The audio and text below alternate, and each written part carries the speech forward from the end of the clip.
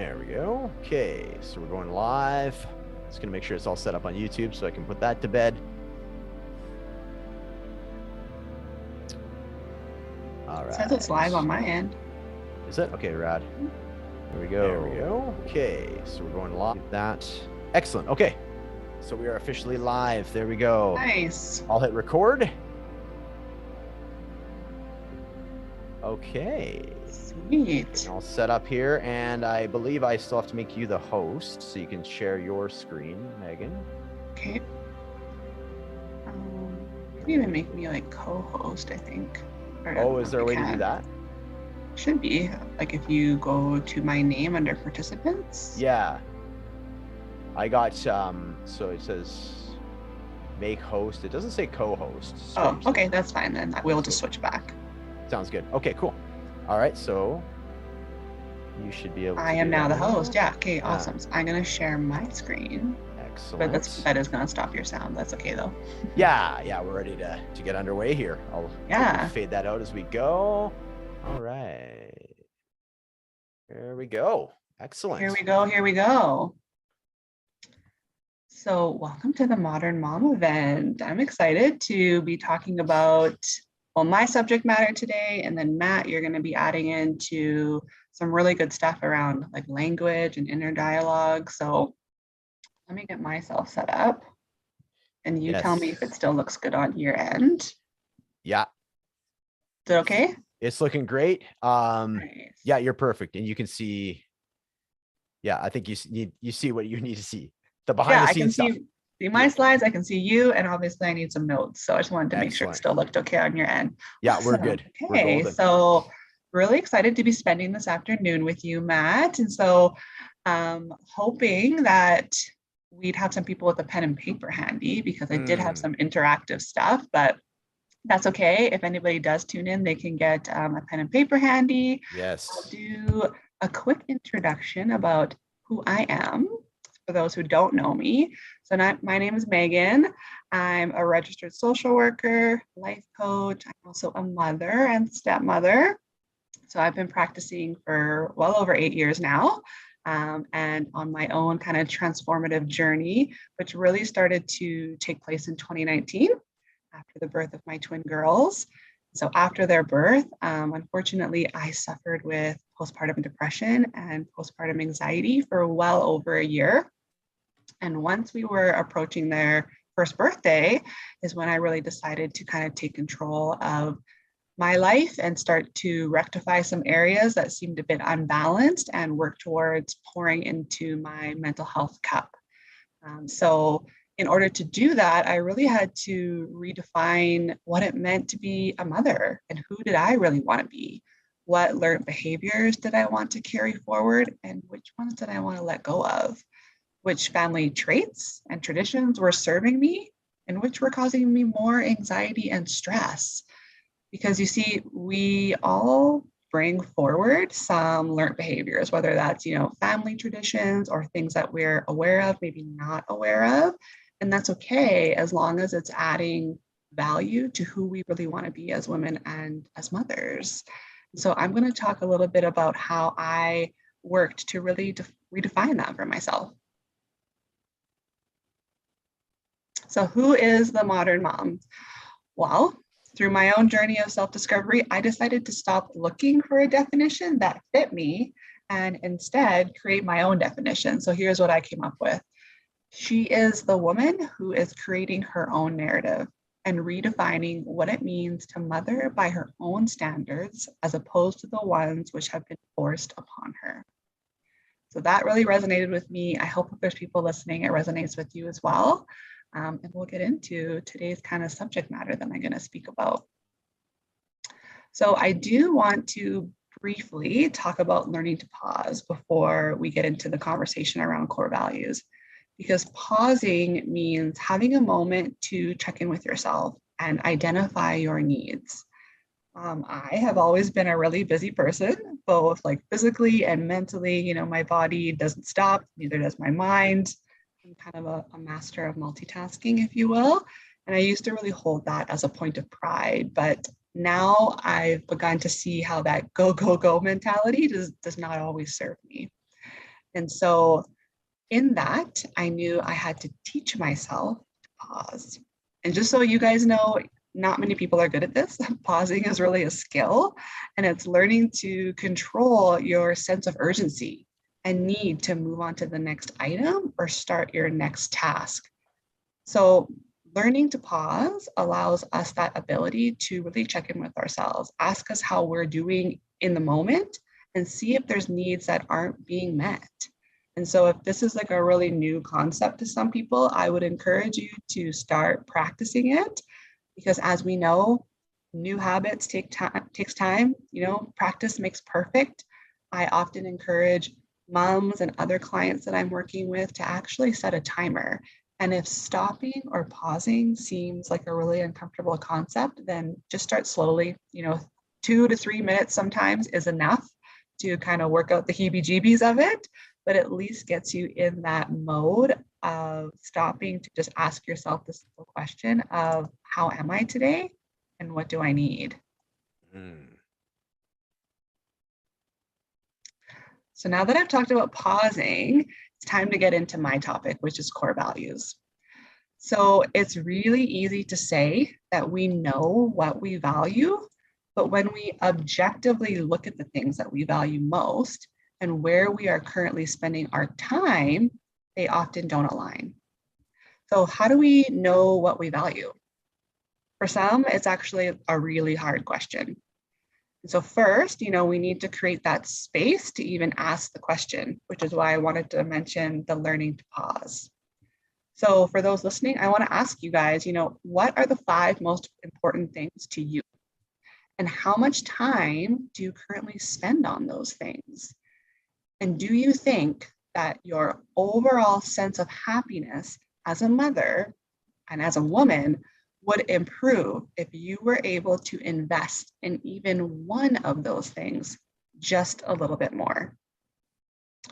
So if there's people listening that do have a pen and paper handy, I'm going to kind of walk you guys through an exercise that I used to really add some clarity to my life and where there were areas that were unbalanced. So here's an example of how you can do this exercise. And really, it doesn't need to be anything fancy. Honestly, I've had my clients do it on a napkin in front of me before, but this is just like a visual representation. And it's helpful to see it and lay it out for yourself, and you can keep it for future reference. So what you need to do is write down those 5 most important things to you. And it can really be anything, it can be your family or a sense of adventure or your friends, maybe connections really important to you. You don't have to write them down in any particular order or hierarchy, but what I want you guys to do is actually allot the percentage of time that you're currently spending on those things. And everything would need to equal 100%. So there is some math involved, but what it's going to show you is where you are focusing a large percent of your time. And for some, it's just really shocking when you see that visual representation of those things that are most important to you, but where you're actually spending your time. You have a question? So, yeah. Well, I was just more of a I share. love the hand raise. Yeah, right. Very cordial of me. So far, yeah, great. I love the just the phrase control the sense of urgency. I love that. I wrote that down, and I did have my pen and paper ready. And funny, you have this 100% thing ready, because I redid my schedule as I'm a new entrepreneur with this venture that we're both undertaking at this moment. And, so I actually did something very similar to this that I would like to share. And they're very lopsided, but so this is okay. So out of the 100%, I have 60% of my time on the business, like physically working on my business that I'm growing, 20% for family and for myself. Kind of, obviously me being part of my family. I'm including myself in that. Music about 10%, which is way down than what it used to be. Exercise at about 10%, but that's a daily thing. So, and then 10% for mindfulness. So, the context for that being like, obviously starting out, I'm focusing a lot on the business. And I honestly, I thought it was going to be more because, you know, when you're engulfed in something, you kind of like, I thought it was gonna be like 80% business and it was gonna be way out of alignment. But yes, for sure. I just wanted to share it more than anything. Like, so 60 business, 20 family, and then 10 for the other things that eventually I think it'll my goal is to have it more balanced, right? But at this point, that's where my my core values lies. So I just wanted to share that. Awesome. Thank you. So did that math put you above 100%? So 60 plus 20. Yeah, it sure did. 110. Yeah. And so oops. Lots of my clients are like, why does it matter if it's like 100? And it's like, well, it doesn't matter a lot, but when you're trying to make it add up to 100, something has to give, right? And so if you were to take all those core values and then again, objectively look at them and try to make the total 100, you might actually say, you know what, I'm actually not even spending 10% of my time on music. I'm spending like 5% of my time on music. Right. It honestly, it probably is more like that. Yeah. And so that point, right? piece is important because on days when we're struggling and maybe we don't know why, we're just like, don't feel good. But we look at those core values, we're like, well, if I'm going to pick something that I just want to work on today, if I could take that 5% I'm spending on music and even just increase it to like 5.5 or 6%, would that positively impact my mood? Oh, or it really brings to light that just this conversation, right? Is when I said, do you think you're actually spending 5% and not even 10%? You're like, yeah. So is that something that you want to change? Maybe it is, maybe it's not, but it opens up that conversation, right? Definitely. No, interesting. And also shows that I should probably have some kind of math game in this core values as well.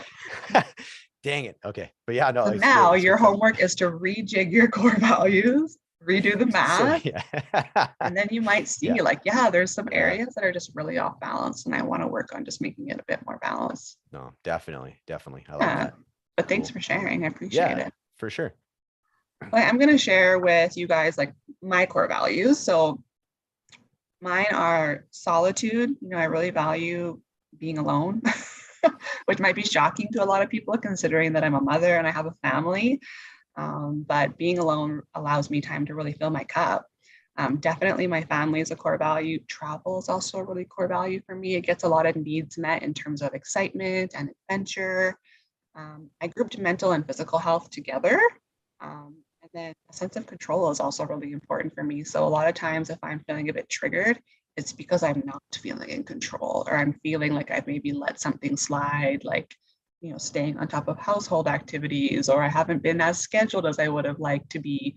So I wrote these down and of course allotted the percentage of my time that I was spending on them. And when I did that, it was really easy for me to see that the majority of my time was being spent on my family. Now, even though that is a core value for me, it was not allowing me enough balance to really fill my cup. And so how can we like truly appreciate something that is taking all of our time? And so like think of food for an example. Would you still love that favorite food of yours as much if you ate it every day and for every single meal? Probably not, right? And so I didn't have that balance and I needed to pick a starting point as to where I was quite low in to kind of work towards creating that balance again in my life and filling some of those other core values for me. So again, you know, learning to pause is a great way to figure out where you want to start with this. And so for me, you know, I really had to get off that hamster wheel, get out of that mentality of being go, go, go, so that I was able to just stop and have time to reflect on what I really needed. And so when I did this exercise, I was still in probably like pretty close to I think my kids were under 1 or just around 1, right? And so still very actively caregiving for babies. I have twins. And so I really never had any time to myself. And so that's where I was able to say, yeah, you know what, that's what I need right now. That's where I need to start. And so in doing that, I needed to figure out, okay, so how am I going to start this? How am I going to be able to prioritize myself and look at what I need and what I actually have to do, right? Like there's things on my to-do list that absolutely have to get done, but there's things on that list that are not necessarily an absolute that need to get done. But what I did have to absolutely do was put myself on that to-do list. So really recognizing that we as mothers and as women are a priority and we need to be at the top of that priority list, because honestly, let's face it, like if we go down, the whole ship is going down with it. And so that was number one, was when I wrote out my to-do list, making sure I was on it as well, right? Yeah. So by looking at my written core values, I knew that obviously my values weren't aligned with my needs. And it was really like staring me in the face, right? That's why I love writing it down, because you really can't deny it when it's there on written paper. So next, the mom guilt really had to go. And I know what you're thinking if you're listening and you're a mom, is that it's easier said than done, right? And I hear you, and mom guilt is still something that I struggle with. But if I was really going to do this, if I was going to align my needs with my values, I had to first believe that I deserved this. I deserve time alone. You know, I have to change my mindset to realize that I have to honor my core values and that it's important to me and that I deserve that. So the last step in creating more balance is something that I just simply call showing up. And so showing up means that we are taking that thing that we've committed to and treating it as an appointment.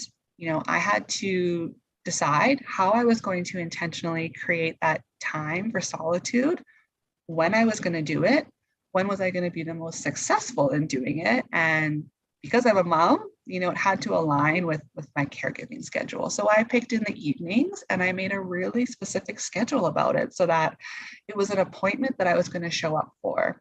And just like I would communicate to my spouse or my family if I had a dentist appointment, I communicated this in the same way. You know what? On Tuesdays and Fridays, after the girls go down at 6:30, I'm leaving. I'm going to take some time for myself. I'm going to be alone.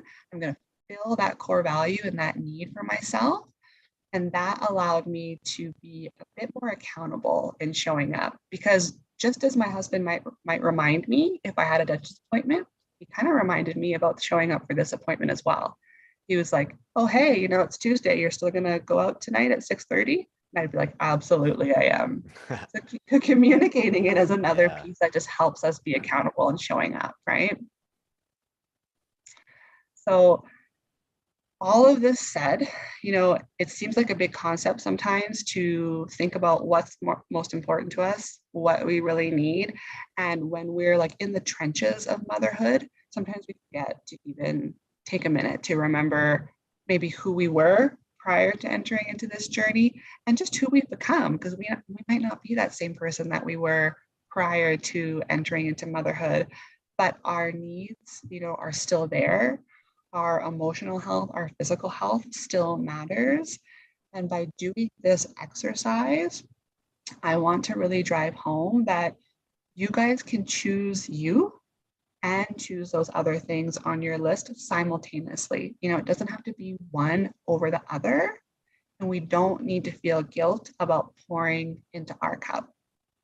So if there was like questions or comments, I don't really even know if people can like write stuff, but this would be the time where I'd be asking people like what it meant to really redefine your role as a mom and how can you work to better align your core values.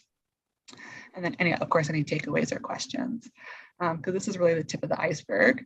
There's so many topics we could go into, but I think this is a really great starting point for moms in their journey.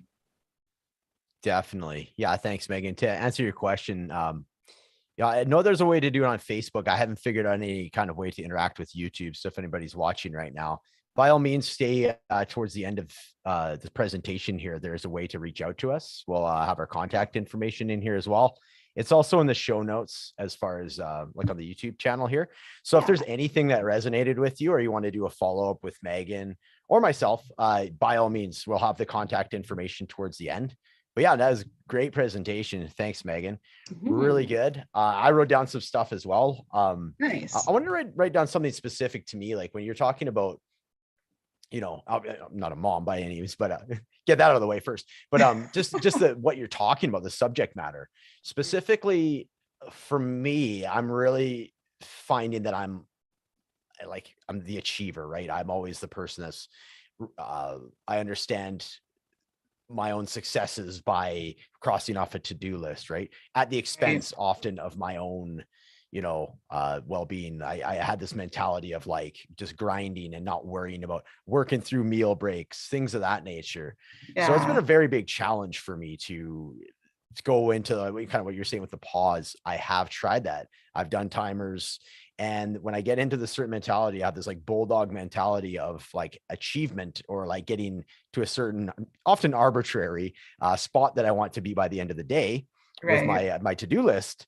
And I'll even have the timer go off and just literally silence it and push it aside and keep going. So Yeah. I'm just kind of curious how it was for you. What did that stage, what were the stages of practice with that? Was it Mhm. certain? I imagine it's not something that happened overnight. So was it like an intermittent Yeah. practice? You started in the mornings, or what kind of advice would you be able to give for that with somebody that is so, programmed for better or for worse to be that achiever or not take care Yeah. of themselves? Yeah, absolutely. No, that's a great question. And so if you're going to pick a time to pause, I always ask, any client that I'm working with, like, when is it going to be the most doable for you? Like, how are we going to set you up for success? So if you told me, like, I really have a hard time setting a timer during my work day because, yeah, I'm focused on achievement, I'm focused on grinding out that to-do list, I'd say, okay, fair enough. Is it okay if you can set the timer, or would you feel more likely to succeed with the timer prior to your workday starting? So before you even, jump Definitely. into work mode right when you Yeah. wake up. Or if you're going to log off for the day at 5, do you Yeah. want to have time in the evening to have a quick check-in with yourself and be like, how am I doing? Like, what do I need Yeah. right now? Am I hungry? Have I had any water today? Do I just need to get out of here? Because for people who are working from home, a lot of times it's like, I feel so overstimulated by being in my work environment constantly. Like, I need to remove Yeah. myself. So Yeah. anytime you're working towards a new goal, be really honest with yourself about what seems doable and how you're going to incorporate it into your routine in a way that sets you up for success. No, yeah, I like that a lot. I like that a lot. And for sure, it's like I could see that for sure. As soon as you mentioned it, get it out of the context of my work day, very easily I could put it in my evenings where I have a completely different mentality that I bring to my Mhm. evenings and even in my mornings, right? So yeah, Yeah. absolutely. And then by that time it can, as soon as you kind of have it firmed up in those areas where it's easier and much more likely to stick, then it's habitual. And then you can kind of start, it's only a matter of time before it penetrates your, the work Yeah, container, right? Is that's right. I'm assuming that's what would happen. So Absolutely. yeah, When we incorporate the new habit, the hope is that you're going to see the benefits of the new habit, and then you're going to want to slowly incorporate it into other areas of your life that maybe were a little more uncomfortable for you to incorporate the new habit. And so, right. even if that means in an 8-hour workday, you work towards a goal of only pausing once, that's okay. Mm. It's still an intentional pause. Totally. So how was it for you in specific to come around the bend and bring it back to like momhood?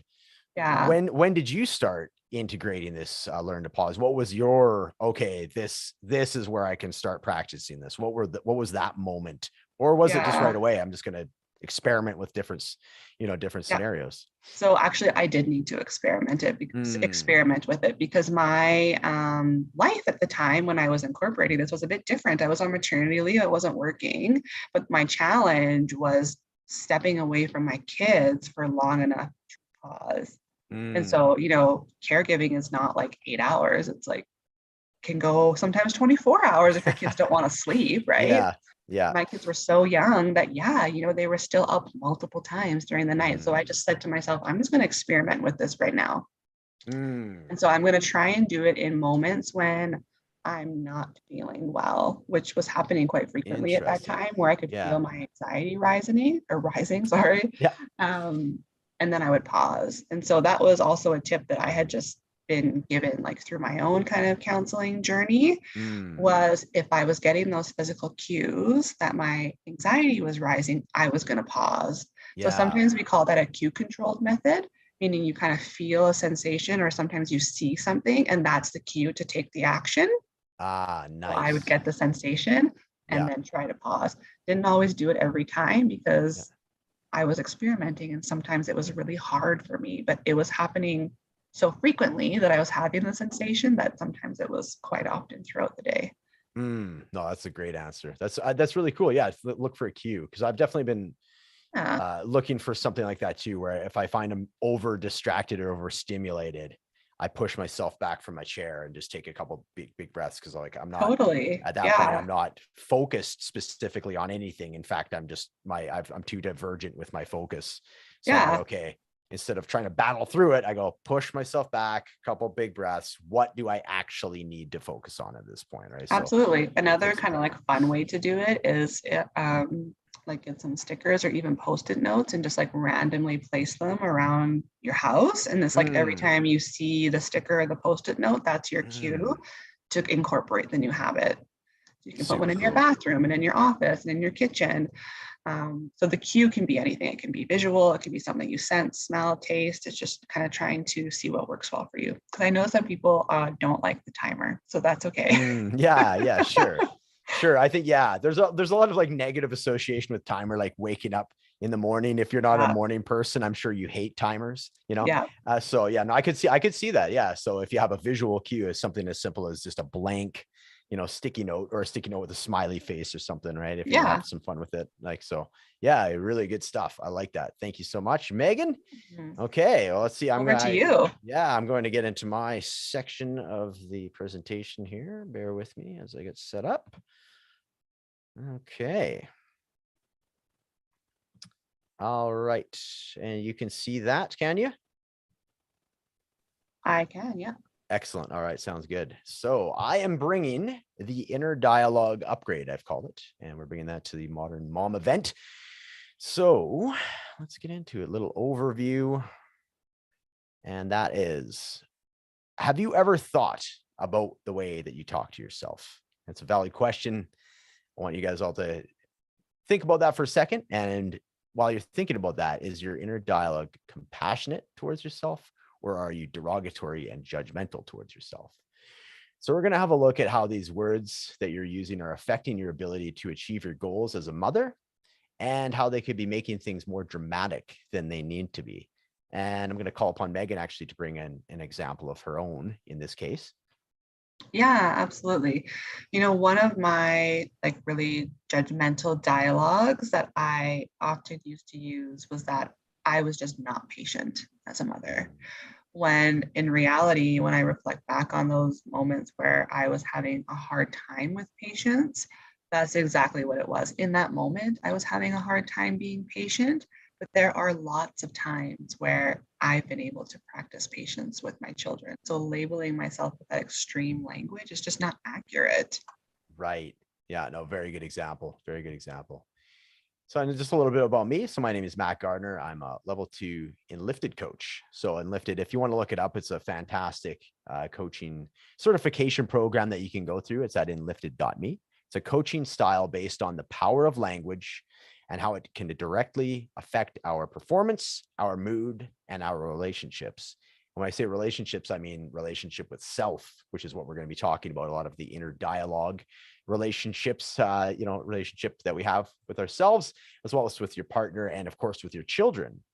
So I've been using this coaching style to help my clients develop a positive and constructive inner dialogue. This will help the relationship with self first, and then it will lead to far more positive relationships outside of the one with yourself. So a little bit about about me with as far as like why I'm doing this in the first place. I've a lot of respect from my mom. I am from a divorced family. My parents were divorced when I was 13. My older brother was 15, and my mom also went back and reinvented herself. She went back to school at age 40. So, period of the time, like in 1994, both divorce and mature students were very kind of taboo, passe. So, it wasn't happening very often. So I have a lot of respect for what my mom did at that stage. My dad was very sort of intermittently involved throughout my teenage years. So my mom was very had a lot on her plate, and there's a lot of these kind of things that I wish she had available to her, and she still is very hard on herself to this day. So we're working on it. She's working on it.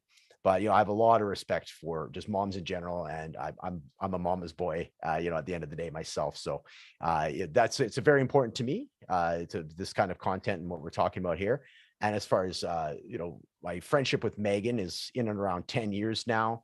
We met Oh when my we were gosh. 12 and 20, I think, something like that, give or take. And, we've been taking this journey together, very paralleled. It's been pretty much the beginning of the year. We both got into full bore into like the life coach thing. So it's been really cool to be able to collaborate with her. And obviously I have a lot of respect for her as a mom as well, and just as a friend. So, so that's why we're doing these collaborations. So it's a real cool way to the language stuff. I find I can very much, integrate with different themes. So it's very easy for me to sneak this in with pretty much anything. So that's why we've decided to do this event as well. So that's a little bit about me and why I am here as well. So let's get into it. Inner dialogue. This is always very fun for me to do. So soft talk goals. This is the first thing we're going to go over. So anybody watching or listening to the recording of this, I have a challenge for you. It's called the Soft Talk Challenge. So I'm going to read out the following words. If you're listening to the podcast, have your pen and paper ready. I will read them out to you. They are called soft talk keywords. And if you're watching, listen to my voice, and also they are on the slide. So these are the soft talk keywords: guess, maybe, might, sort of, could, think, hope, try, one day, probably, and possibly. So have all those written down, just single words, other than one day, which is 2 words. And have those ready. So those are your soft talk keywords. And we have a soft talk challenge. So what you're going to do is, after you've written this out on a piece of paper, stick it up on your fridge or somewhere you're going to see it. I have it up in my office here. I've had it up since I have dated it, actually. It's June 30th, 2021. It's coming up in a year. They've been in my face. We kind of talked about the post-it notes thing in Megan's section there. So it's just in your face, and it trains your reticular activating system to be aware of these words more so than if you didn't have it, for example. And if you have it, and you take a picture of these soft talk words on this piece of paper, make sure you tag Megan and myself. We're on Instagram. So at Megan McLaren Coaching, and I am at recoveryroadmap.me. And we'll give you bonus marks for tagging us in there. I'd love to see you guys have it put up somewhere in your house. So the idea is, with soft talk words, why are we even talking about these right now? The reason that we are talking about soft talk words is using these in your sentences will create uncertainty and ambiguity in your dialogue. Soft talk words make it hard for your message to be very trustworthy. I'm going to give a example of in my own life. When it's events outside of work, like social get-togethers, I've always been a little bit anxious going to parties or, going out to the pub where there's like 20 people.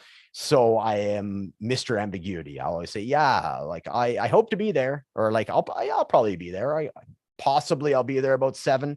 I was purposely ambiguous so I can, very non-committal. So I found over a long enough timeline, you stop getting invited out to things because your credibility dwindles when your phrasing is littered with these soft talk words. So we're talking, of course, I want to bring it back to the inner dialogue side of things. So it's very important that you are not using soft talk words to yourself, that you're keeping very solid to yourself, specifically with goals. So you don't want to, for example, you don't want to be, saying to yourself, yeah, I guess I should start going to the gym, because I think we know how that's going to end. It's not going to end. So just eliminating that out of your diet, even if you can eliminate it like 50%, it's going to make a huge difference in the relationship to yourself, with your inner dialogue, and then as a result with the relationships with everybody else.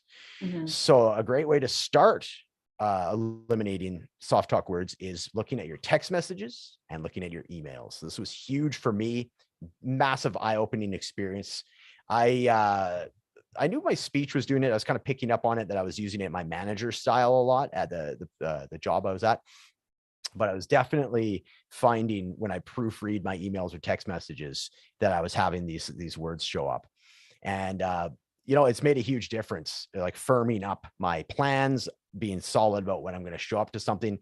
And this gives you an opportunity to practice saying no. When, like, we're talking about busy moms and everything here, you have to be comfortable with saying no. And getting back to what Megan's talking about, filling your own cup, being protective of your own time, instead of saying, yeah, I'll probably be there, or I could possibly show up for that. Just practice saying no. And that's solid. You can have some manners attached to it. No, and you don't have to have a whole dialogue as to why you're not going to show up. But it's just a different way of thinking. And for me personally, I was brought up to, it was almost like a different set of manners to say, you didn't want to say no because you didn't want to hurt somebody's feelings. So then before you know it, you're using soft talk. So you can see where it's problematic, though. That's the point that I'm getting to. So Megan, I'm going to call upon you just to do like a real-time example of a soft talk goal. So what I would like you to do right now is, can you just say you have a goal as a parent, as a mom, over the next little bit, or even today, like, and just say it as you normally would say it, and we'll see how it sounds for you. Yeah, absolutely. I might go for a walk later.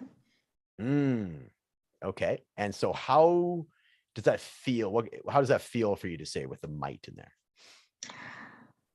I mean, it feels like I just won't do it. Fair enough. There we go. It Good doesn't self-awareness. feel like I have any accountability to show up for the walk. Right. It's an idea, but yeah, exactly. No accountability. There's no, okay. So if you drop out the might and say that, how does that sound? If I replace the might? Yes. Yeah. So if I say I will go for a walk later, I mean, it feels like something that I'm actually going to achieve. It also makes me feel like excited to actually think like, oh yeah, I'm going to go and do that later. Yes. So it not only brings a commitment and accountability, it actually incites excitement out of you, because it's, cool. So, and then how about, let's might get a little ahead of ourselves. We're going to use this in one of the next games, but I'm just kind of curious. Let's throw a because on top of that as well. So I will go for a walk because, and then finish that sentence. I will go for a walk because I deserve time alone. Ooh, very nice. And how does that feel? That's a whole different dimension. Yeah, I mean, it feels really good because it aligns with my values, right, of solitude. And so makes me just feel really good and secure in it. And like there's no guilt around taking that time. Excellent. No, that's great. Perfect. Do you have any like questions or comments about that soft talk, and like the difference between a soft talk goal of the non-committal ambiguity of using some of these words in a goal versus just I'm going to do it? Yeah, no question. But I think just comments in terms of, how important language is when we're creating an experience for ourselves, because those words, impact our emotions. They impact the way we sometimes see ourselves as mom. Like when we say things maybe like, I probably will eat lunch later. It makes it sound like we're not a priority. Whereas we see everybody else as the priority. But if we say to ourselves, no, I will eat lunch later because like I deserve to eat too. Right. Yes. There you go. This drives home to us that we matter. Yeah. No, good stuff. I love it. Yeah. Good example as well. Okay, here we go. So this one's fun as well. Like I always enjoy doing this one. It's called Should Detox. So it's just a should. I have left the most problematic soft talk word of them all for last. And I'm sure you've heard the phrase or some turn of it with the, do you should all over yourself? I think Tony Robbins uses that a fair bit. It's quite funny.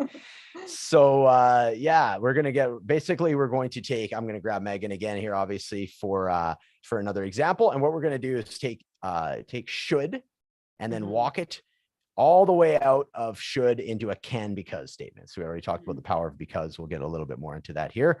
So let's take another phrase of something you might be doing today.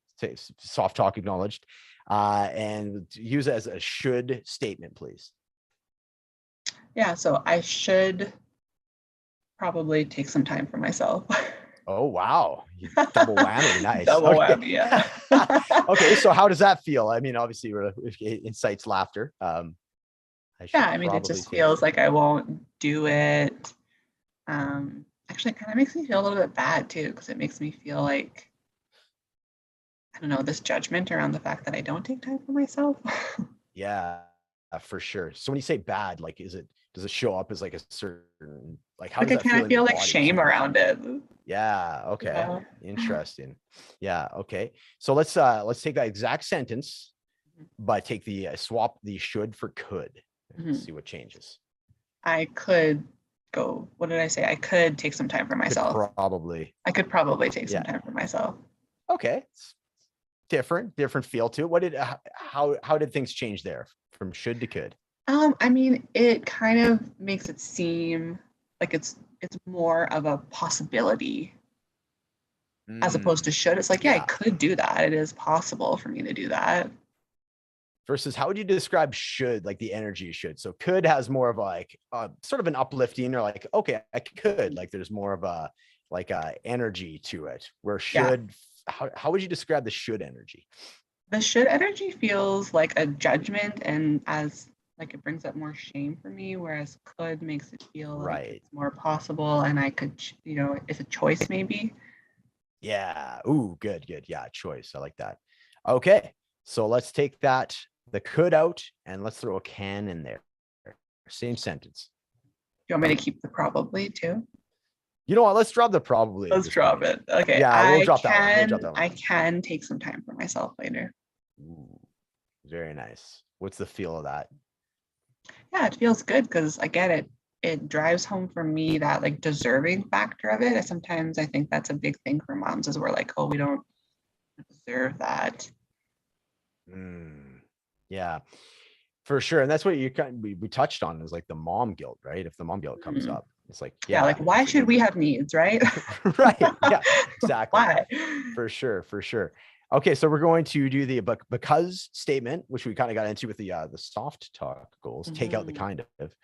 And a little bit, I want to give a little bit of the backstory, because it's interesting with this whole why because works so well in these types of sentences. So there's a book called The Psychology of Persuasion, and there was a study done in it where there's a gentleman that would go to a photocopier and button line, and he would go, I need to button line and make some copies because, and he would go through many different phrases, because I'm late for a meeting, because I have my kid's baseball game tonight, and go through a litany of different excuses. And they were finding it was about 33% more buy-in from the people that would allow him. Oh, okay, well, in that case, go ahead. Right. So 33% more buy-in, even to the point that he would say, I need to button line here to make copies because I need copies.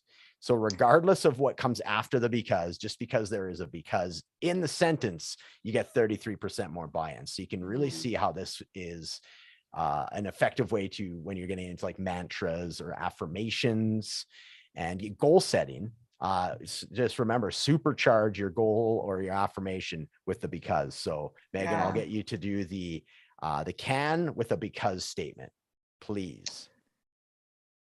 I can take some time for myself later because it's important to me.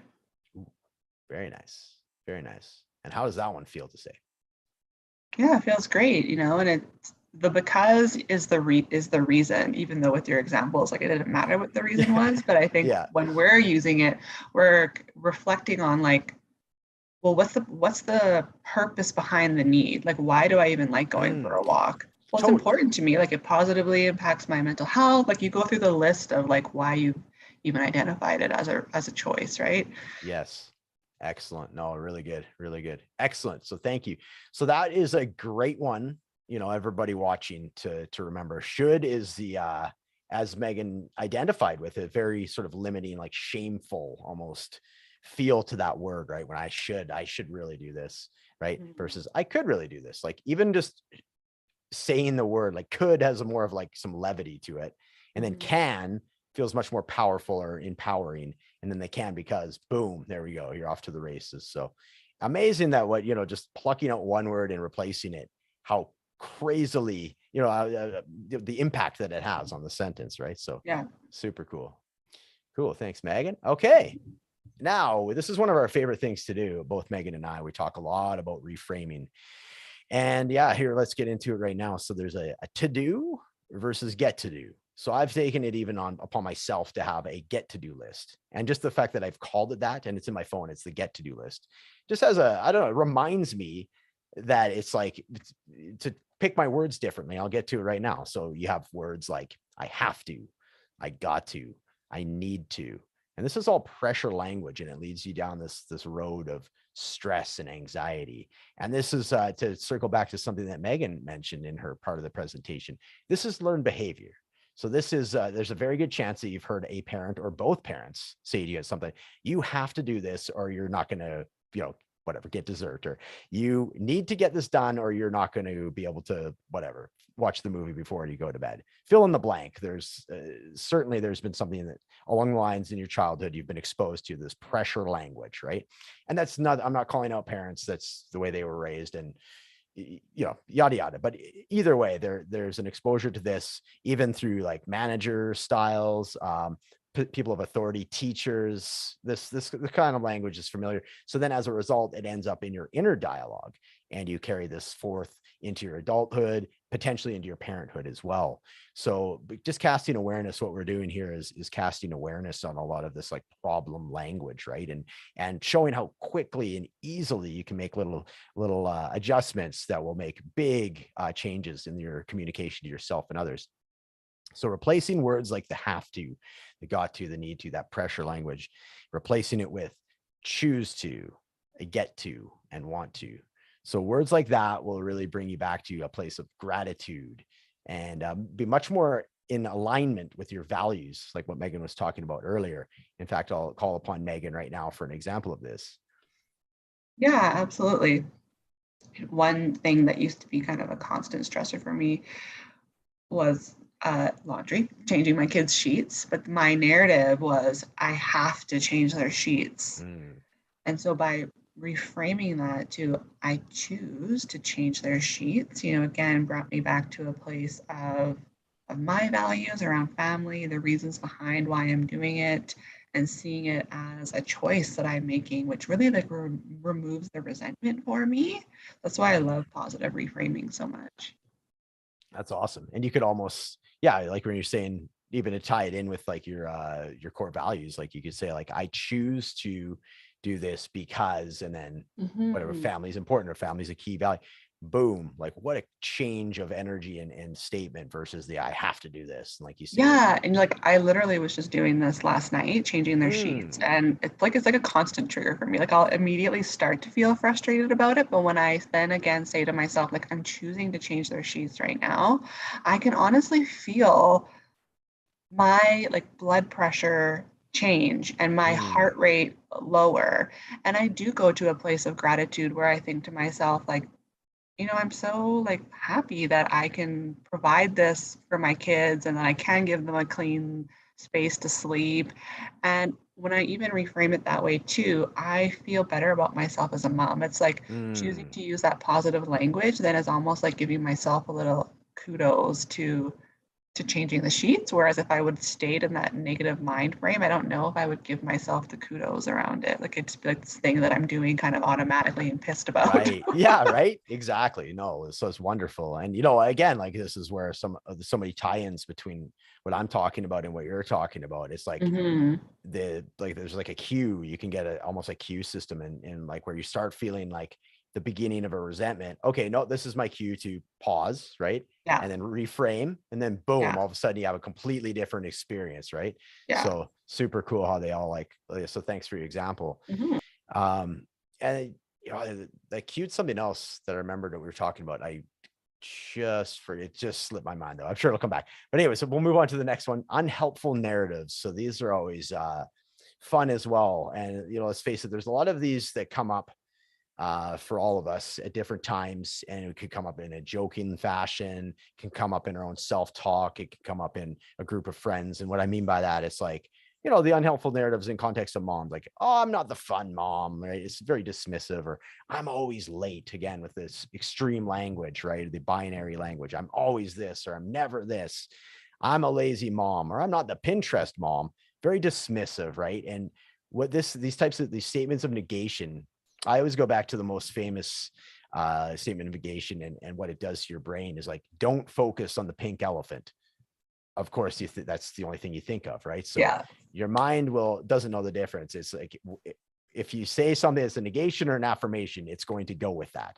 So if you're going to say, I'm not the fun mom, that's what you're going to be thinking about. So what we're going to do here to positive reframe that is, if that's not if you are not, quote unquote, the fun mom, what are you then? Okay, well, I'm a careful mom. I'm a caring mom, right? So what is it that you are? And focus on that. Don't worry about the statements of negation. Again, we're talking a lot about like the power of words and how they can have like the should has that shame. So do these types of things. And even if it is just a joking, dismissive, oh, you're trying to be, you know, the humble kind of approach to it, it still affects you. And it still has like, it diminishes your vibe that you're putting out. Right. So it's very important to take these unhelpful narratives and flip them and start championing things that you are good about and really owning that. So let's do, luckily I do have another example for you here, Megan. I'll pull you in. What is an example of an unhelpful narrative that you've uttered to yourself, to others? Yeah. I mean, I mentioned it before, but it's one that I really had to work on, which was my definition of I'm not a patient mom. Right. Okay. Yeah. You mentioned at the beginning. Okay. So I'm not a patient mom. So you've said that exact phrase to yourself. Oh, yeah. Sure. Yeah. Okay. Okay. So if you're not a patient mom, what kind of mom are you? I mean, I'm a caring mom, I'm a loving mom, I'm a fun mom. And the reality is, though, is that I am, like, there's lots of times that I am actually a patient mom. Right. But I That's what feel you like said at the we beginning. take times when we're maybe not practicing that trait and then create a narrative around it being an absolute, like it's all the time. Right. Yeah. Absolutely. And that's where we always want to back away from too. Here, I have said always, but it's you know, that the all or none language, the extreme language, the binary language where it's like black or white, right? Just back off from that, because when you're saying I'm not a patient mom, that leaves you no wiggle room for the fact that you are in fact a patient mom. It's just intermittent at parts where you're challenged, you know, you're only human. Of course, you're not going to be as patient as you are in other situations, right? So that's another thing to mention, is like when you're talking unhelpful narratives, is be on the lookout for the I'm always, the I'm nevers, the black and white language, and all, you know, you back it away from those, because there's certainly always exceptions to every rule, right? So there's no point in just getting too hung up on that. So great example. Thank you. I think positive reframing too. Sorry, I was just going to say one thing, but can sometimes be like an uncomfortable concept for people, because I think like as a society, we just can be naturally negative. 100%. And it's so easy for us to name all the things that we're bad at, or that we think that we're bad at. And it's almost uncomfortable to write a list of the things that are really good about us. And so for people where this is like just a foreign concept, like I really encourage them to practice, because not only does it help to change that narrative, but it really builds up like your self-esteem and self-confidence. And it's a really like important skill to learn, to be able to like give yourself some positive kudos. Totally. And you know what? And there's a whole, like, culture might not be the right word, but a learned behavior about like modesty, being humble. Right. Which that's a better way to say it. Like humble. Right? Yeah. Like, or sometimes it's like the false modesty though, right? We want to be acknowledged, but we're so not used to getting compliments, even to ourselves, like complimenting ourselves, that when we get it, it's like uncomfortable to get a compliment and we can't take. So I even find, like, to me, like at this stage of my life, it's taken me practice to properly receive a compliment and not do the, oh no, like it Yeah, was no, nothing, no, right? yeah, It was but nothing. Meanwhile, yeah, inside my head, I'm like, yes, I finally got to, got acknowledged, right? It's like, it's very detached, like my inner child versus, yeah, how I want to be perceived, right? So yeah, yeah, that's a whole nother thing. So no, it's very, very good that you brought that up. It's like, it does take practice. It takes practice, but absolutely, it is so worth practicing, learning to accept compliments and complimenting your own self and owning like your positive traits, right? yeah, So it's yeah. awesome. And speaking of more or less what we were just talking about, this is a great way to bring this up. We have a show that we do. So Megan and I have a podcast called Life Coach Daily. It's available on Spreaker. If you go to the Spreaker site, it'll have all your links to, it's like Apple Podcasts, Spotify, all the usual podcast streaming sites. So if you go here, you can find the links for any, podcast distributor that you listen to. And we do a daily show Monday through Friday, generally in the mornings. Kind of, so you can, like, while you have a cup of coffee or tea, anywhere from a 7 to 20-minute episode. We have theme days. So there's a Mind Shift Monday, Toastmaster Tuesday, What If Wednesday, which is what we're going to get into. We have Third Act Thursday, sort of all about like reinventing yourself, and F Up Friday, which is sort of normalizing failure as, just something that happens versus saying something about yourself, right? So Yeah. we seem to do it every other week. It's sort of hit and miss. We're definitely going to be coming at you next week. So I would love it if you guys all check us out. But yeah, this one in particular, obviously time of recording, we know it's not Wednesday, but I had it up there as a, what this is what we're going to do now. So it's called What If Wednesday. And it's very much what Megan was just talking about. The brain is always looking for, judging, That like negative lens. the negative lens. Exactly. So, and this is a perfect opportunity to practice the opposite. So basically what If Wednesday is what if the good stuff, what if the best case scenario, and kind of get that energy going on. So we'll just do a couple of examples for you right here. We'll just do a couple before we wrap things up, but it's a fun way to sort of end up, any webinar or any like the show that we do. It's always a good time to do. So What If Wednesday? What can we what if today, Megan? I mean, I feel like I literally changed the future of this day, because when I woke up and saw it was raining, I was like, what if it gets really sunny later? And it did. I was like, I did it. Yes. I did it. So you're responsible for the sunshine. That's amazing. I am. Because it's blue sky out here up in the north. Like we're on the opposite sides of the city, right? Here. So beautiful. I love it. There you go. So you what if the weather. Look at that. Yeah, I totally did. You're welcome. So yeah, exactly. Welcome Wednesday. So how about what if we're able to have helped whoever watched this even a little bit for the positive in the way that they're parenting, and something that they can integrate immediately? Yeah, absolutely. What if, whoever is listening takes this information and they're just a little bit kinder to themselves today in their motherhood journey? Yeah, totally.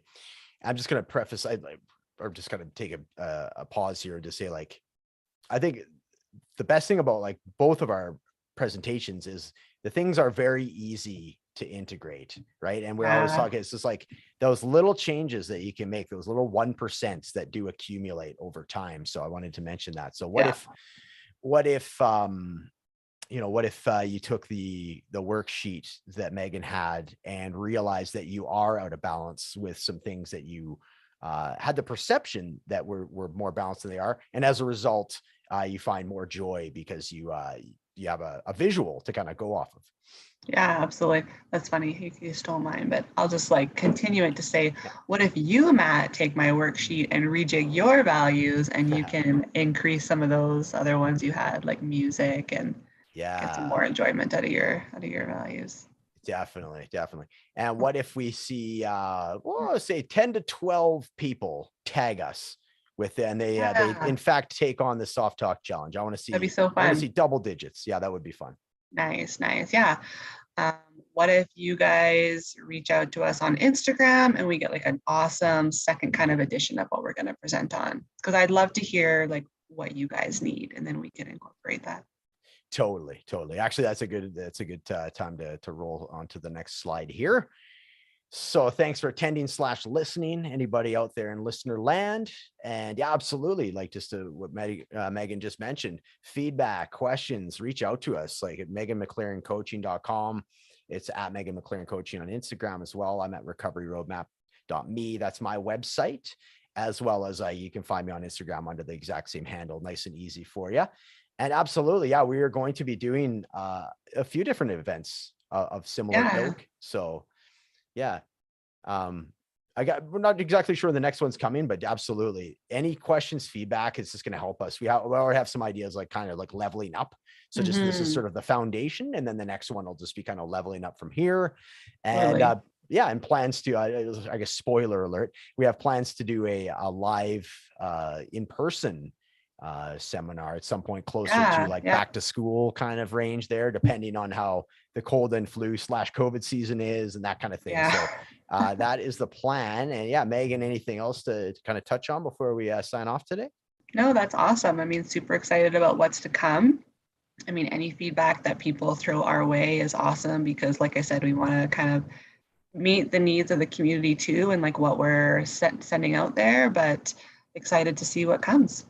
Yeah, absolutely. So, and just thanks for everybody that tuned in today, and looking forward to hearing from you all. And yeah, definitely, if you're interested in that podcast, we'll be recording some episodes for next week. So I'd love to see some new subscribers on Life Coach Daily as well. Yeah, absolutely. All right. And I think that is it, ladies and gentlemen, probably more ladies than gentlemen, but in any event. So thank you, everybody. And yeah, we will see you sometime down the road. Nice. Okay, and now I think I can just click on something else to get YouTube to stop. Give me one sec.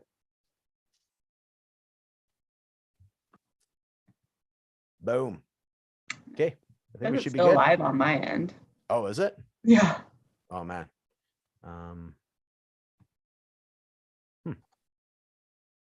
Okay, I'll tell you what. We'll sign off, and then I will send you another Zoom invite, and then we can